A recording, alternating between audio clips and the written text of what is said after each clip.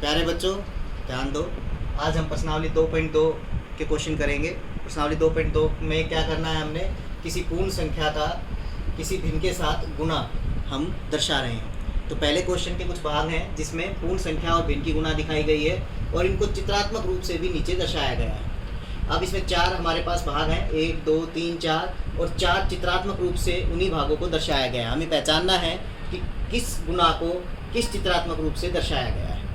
अब इसमें एक चीज़ देखना, एक भिन्न है और एक पूर्ण संख्या है। तो पहले हमें देखना है कि जैसे जो भिन्न हमें दी हुई है वो इसमें से कौन सा भाग है, क्योंकि किसी भी भिन्न को चित्रात्मक रूप से दर्शा के फिर वो जितनी बार ये पूर्ण संख्या है उतनी ही बार आपको वो ये चित्र मिलेंगे। जैसे इसमें देखो 1/5, इनमें से कोई एक भिन्न है जो 1/5 को प्रदर्शित करती है और वो कितनी बार है, 2 बार आपको मिलेगा वो चित्रात्मक रूप से। तो इसमें देखो इसके तो भाग 5 का मतलब 5 भाग किए हुए मिलेंगे, इसमें तो 3 भाग किए हुए हैं, इसमें और इसमें 2 भाग किए हुए हैं, इसमें प्रत्येक के 4 भाग हैं और इसमें प्रत्येक के 5 भाग हैं। तो जिसमें 5 भाग किए हुए हैं वो पहले भाग से जुड़ेगी, ये इसको प्रदर्शित करेगी। 1/5 ये 1/5 को प्रदर्शित करता है और क्योंकि इसमें 2 हैं, आप देखोगे 2 चित्रात्मक रूप से दिखाए गए हैं, तो 2 1/5 है, तो 2 गुना 1/5 को ये प्रदर्शित करती है। इसी तरह से 2 गुना 1/2, तो इसमें 1/2 वाला भाग 2 बार मिलेगा।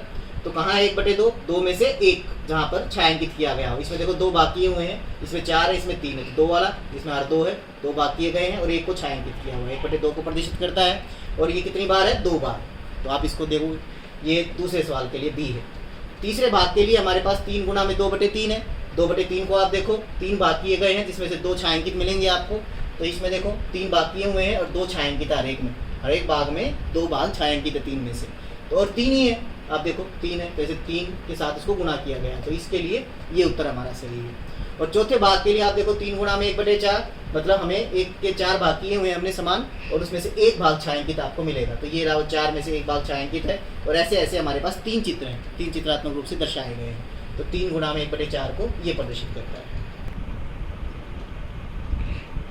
प्यारे बच्चों, इसका दूसरा जो भाग है उसमें चित्रात्मक रूप से दिखाए गए हैं, उसको आप उसी प्रकार से करोगे जैसे पहला है, थोड़ा ध्यान रखते हुए उसको कर लेंगे। तीसरे सवाल में क्या करना है, हमें गुना करनी है, एक पूर्ण संख्या की भिन्न के साथ गुना करनी है। तो जब कोई पूर्ण संख्या भिन्न के साथ गुना होती है तो बड़ी आसानी से हम करेंगे। हमें ध्यान रखना है कि भिन्न का ये अंश है और ये हर है। तो कोई भी पूर्ण संख्या जब उसके साथ गुना में होगी तो ये पूर्ण संख्या अंश के साथ हमेशा गुना होगी और ये पूर्ण संख्या हर के साथ इसका संबंध है भाग का। हर से इसको भाग किया जाएगा और अंश के साथ इसको गुना किया जाएगा। तो हर से अगर आप इसको भाग कर सकते हैं, काट सकते हैं तो काट सकते हैं एक ही पाड़े पे, लेकिन अगर ऐसा संभव नहीं है तो अंश को अंश के साथ गुना कर देंगे। इस पूर्ण संख्या को अंश के साथ गुना करेंगे तो 7 को 3 से गुना करेंगे, हमें 21 प्राप्त होगा। और 5, क्योंकि इसके नीचे हर के रूप में कोई भी संख्या नहीं है तो 5 नीचे 5 ही रहेगा। इसी तरह से 2/3 उसको 4 से गुना करना है, तो ये 3 जो है ये पूर्ण संख्या के साथ भाग में इसका संबंध, अगर एक पारे पे कट रहा है तो काट सकते हैं, नहीं कट रहा तो हम अंश के साथ पूर्ण संख्या को गुना करेंगे। 4 दूनी 8 प्राप्त होगा और 3 नीचे हर के रूप में हमारा रहेगा।